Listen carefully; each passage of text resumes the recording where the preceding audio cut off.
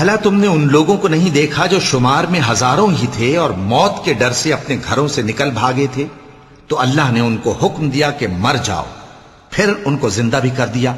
کچھ شک نہیں کہ اللہ لوگوں پر مہربانی رکھتا ہے، لیکن اکثر لوگ شکر نہیں کرتے۔ اور مسلمانوں، اللہ کی راہ میں جہاد کرو اور جان رکھو کہ اللہ سب کچھ سنتا ہے، سب کچھ جانتا ہے۔ کون ہے کہ اللہ کو قرض حسنہ دے کہ وہ اس کے بدلے اس کو کئی گنا زیادہ دے گا؟ اور اللہ ہی روزی کو تنگ کرتا اور وہی اسے کشادہ کرتا ہے، اور تم اسی کی طرف لوٹ کر جاؤ گے۔ بھلا تم نے بنی اسرائیل کی ایک جماعت کو نہیں دیکھا جس نے موسیٰ کے بعد اپنے پیغمبر سے کہا کہ آپ ہمارے لیے ایک بادشاہ مقرر کر دیں تاکہ ہم اللہ کی راہ میں جہاد کریں؟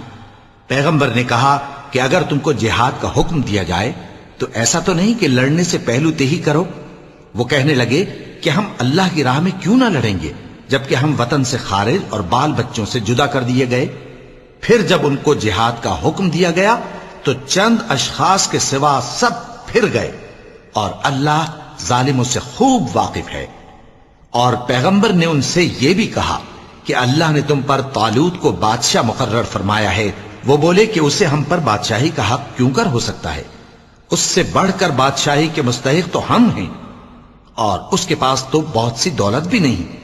پیغمبر نے کہا کہ اللہ نے اس کو تم پر فضیلت دی ہے اور بادشاہی کے لیے منتخب فرمایا ہے۔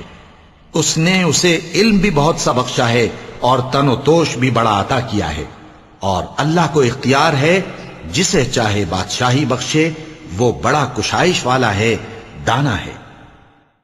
اور پیغمبر نے ان سے کہا کہ ان کی یعنی طالوت کی بادشاہی کی نشانی یہ ہے کہ تمہارے پاس وہ صندوق آئے گا جس کو فرشتے اٹھائے ہوئے ہوں گے۔